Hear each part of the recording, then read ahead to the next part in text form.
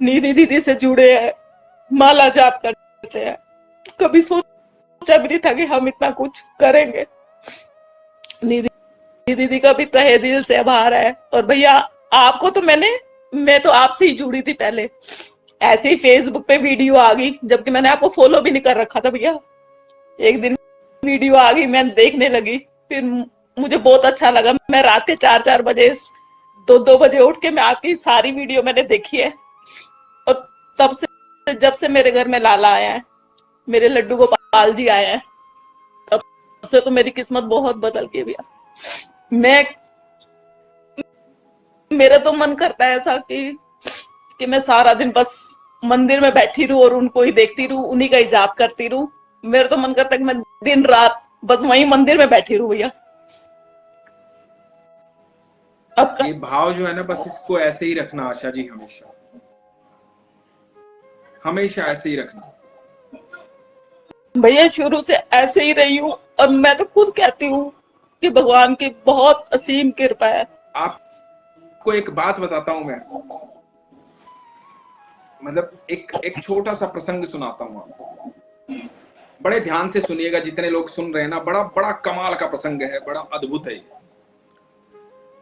तो और इसको समझिएगा कि आप क्यों हैं यहाँ, किस लिए हैं आप यहाँ। आप यदि देखिए, मैंने आज तक है ना किसी वीडियो में कभी ये नहीं कहा कि आप मेरे पेज को फॉलो करो, सब्सक्राइब करो, लाइक करो, कभी नहीं कहा। मैं हमेशा ये कहता हूं कि फॉलो करना है मेरे ठाकुर को, वही है सब कुछ। बिल्कुल। मैं भी लाइन में ही हूं। हाँ। तो मैं क्या कर रहा हूं, जब हम कहीं जाते हैं ना, पहाड़ पे चढ़ते हैं, कहीं जाते हैं, तो हम पूछते हैं भाई कितना दूर रह गया, तो वो जो आगे चल रहा होता है वो क्या कहता है, बस पास में ही है।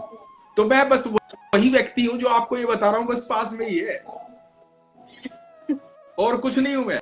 बस ये बता रहा हूं कि पास में ही है, चलो मेरे साथ।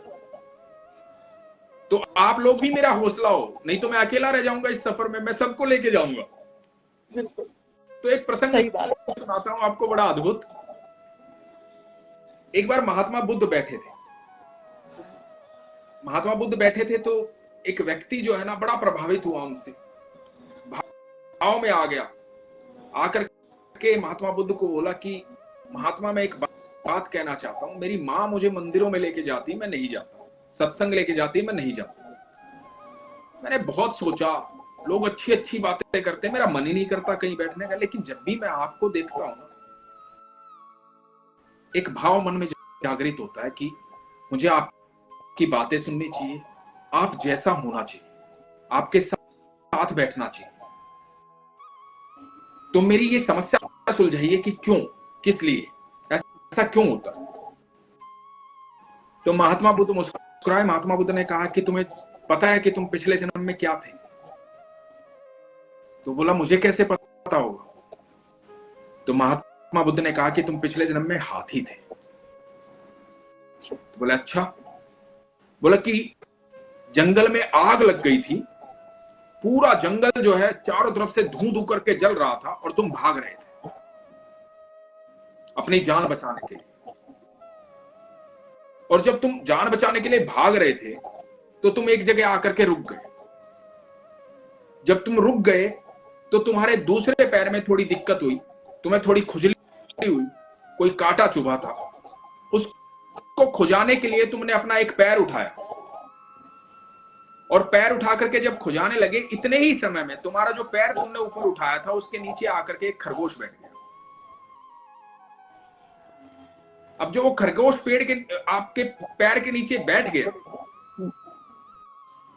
तो तुमने देखा कि मेरे पैर के नीचे खरगोश बैठ गया, हाँ जी। और ये भी जंगल की आग से परेशान होकर के भागता हुआ आया अपनी जान बचाने के लिए, जैसे मैं भागता हुआ आया हूं अपनी जान बचाने के लिए।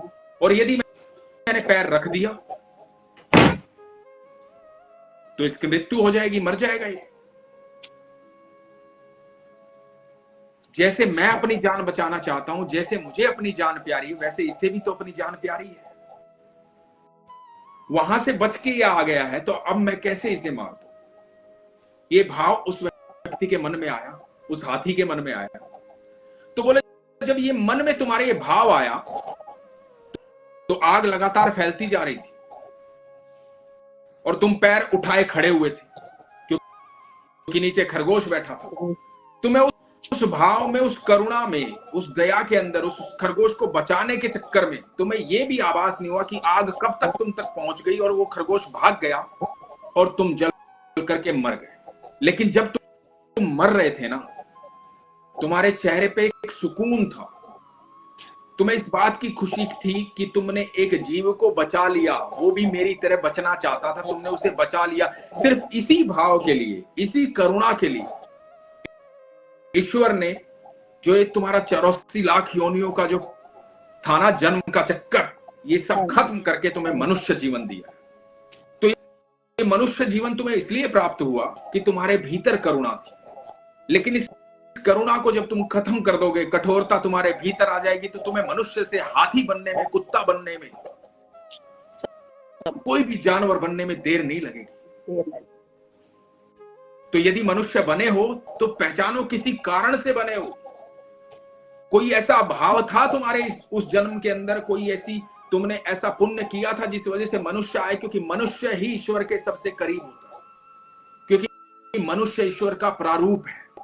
भगवान ने अपने जैसा बनाया, उसे इतनी बुद्धि दी है, इतनी शक्ति दी है, इतनी क्षमता दी है, उसे हर चीज के लिए सक्षम बनाया है। इतना सक्षम बनाया कि मनुष्य को यह शक्ति भी दी है कि जब तुम मुझसे बात करना चाहेगा बात कर सकता है, जब तुम मुझसे मिलना चाहेगा मिल सकता है। तो ये जितने भी मनुष्य हम लोग हैं ना, इस बात को समझे कि हम असाधारण नहीं थे, कोई ऐसा कारण था जिसकी वजह से हम धरती पे आए, मनुष्य बने। तो इस जन्म को खराब ना करें, इसमें दुखी ना हो, परेशान ना हो। किस चीज के लिए दुखी, किस चीज के लिए परेशानी जो हमारी है ही नहीं। आप जब दुनिया में नहीं रहोगे ना, कोई नहीं कहेगा आपके बंगले कितने, आपकी गाड़ियां कितनी, आपके पास पैसा कितना। लोग कहेंगे वो जो कर्म करता था ना वो कमाल करता था। सही बात है, बिल्कुल। तो बस ये जन्म में अपना भाव जो आपका है ना आशा जी, उस भाव को रखिए, उस प्रेम को रखिए। उसी प्रेम की आवश्यकता है, वही ईश्वर पहचानते हैं, बस वही जरूरी है। जी भैया। भैया मैं एक, ठीक है, हाँ जी भैया, एक मैं आपको बचपन की बात बताऊं जी। मुझे उस समय भगवान के प्रति ऐसा, मतलब पहले मैं हनुमान चालीसा भी पढ़ती थी, बचपन से ही करती थी। सोमवार को भोलेनाथ जी की आरती भी कर ली, शाम को, सुबह जोत बत्ती तो करते ही थे, खैर सुबह शुरू से ही। तो मेरी दादी ना मुझसे गीता पढ़ती थी, सुनती थी मेरे से, तो वो कहती थी कि बेटा तू सुना। तो उस समय बचपन आता भैया, तो मैं कहती थी कि ना अम्मा मैं नहीं सुना रही, कि मैंने रोटी खा ली है, मैंने पानी पी लिया, मैंने चाय पी ली, कि मैं नहीं सुनाती। तो मेरी अम्मा कहती थी कि ना कोई बात नहीं, मेरे को ना तेरी समझ आती है, तू सुनाया कर मेरे को। मेरी बहन भी थी, मेरी चाची की बेटी भी थी, उनसे नहीं सुनती थी, वो मेरे से ही जिद करती थी कि तू ही सुना मेरे को। तो मैं सुनाती भी थी।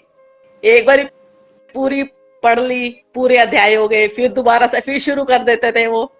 तो मेरी दादी मेरे को शुरू से कहती थी कि तू मेरे को पढ़ के सुनाती है ना, कि मेरे को तो पुण्य कम, तेरे को ज्यादा लगेगा कि तू मेरे को सुना रही है। तो उस समय भैया मुझे नहीं पता था कि ये सब का मतलब क्या होता है। और आज देखो इतने साल हो गए, इतने साल हो गए, दादी मेरी गुजर गई, तो लेकिन मैं ये बातें नहीं भूलती बिल्कुल भी। क्योंकि और मैं शायद करुणा की थी आपने, इसी वजह से आप इस जन्म में आए। इसीलिए ये साधुत्व जो है ना आपके अंदर, जो अध्यात्म है, जो प्रेम है ईश्वर के प्रति, वो इसलिए है क्योंकि आपको जो फल मिला है ना मनुष्य होने का, आपका कोई मकसद है इस धरती पे आने का जी, इसीलिए, क्योंकि वो जन्म से आपके साथ बंधा हुआ है। तो आपको रह रह करके याद दिलवाता है ईश्वर कि नहीं तू साधारण नहीं है। तो मैं भैया, मेरी दादी मेरे को हमेशा कहती थी कि तेरे को भाग लगेंगे, तेरे को भाग लगेंगे। मेरे को पता नहीं क्या अम्मा बोलती है हमारे को कि भाग लगेंगे। तो मेरे को भैया आज देखो शुरू से ही विश्वास रहा है मुझे भगवान पे, शुरू से ही और आज तक। और यही बात मैं अपने बच्चों को भी बताती हूँ कि बेटा इनके अलावा कोई साथ नहीं देगा, आप इनको साथ लेके चलो, किसी की जरूरत नहीं है आपको। और हमेशा मैं यही कहती हूँ कि इन्हीं का हाथ पकड़ के चलना। अब मेरे घर कान्हा जी आए हैं, अभी आया है, 3-4 महीने नहीं हुए भैया, तो मैंने उन्हें अपना बेटा माना है। मेरी 2 बेटियां हैं जी।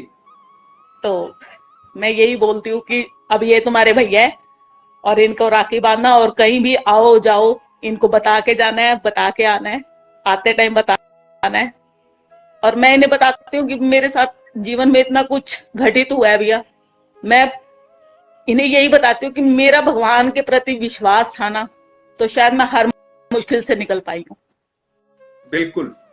और मैं तो हमेशा पल पल पल पल बस, मैं कई बार उनकी पूजा नहीं कर पाती, तबीयत ठीक नहीं है या कुछ है, किसी वजह से नहीं कर पाती हूँ, फिर भी मैं कहती हूँ, मैंने कहा आप मेरे को माफ करना कि मैं नहीं आ पा रही आपके पास, बस भैया। और ऐसे ही अपनी कृपा दृष्टि बनाए रखे मेरे प्रभु, और ईश्वर आपका तो आपको आभार है भैया। ईश्वर आपको आपको सुखी रखे, खुश रखे, और आप बिल्कुल इस पर विश्वास रखिए, आपके जीवन की सारी परेशानियां ऐसे ही दूर रखती चली जाए। हाँ जी भैया, ख्याल रखिए। ठीक है। हरे कृष्ण। हरे कृष्णा, हरे कृष्णा।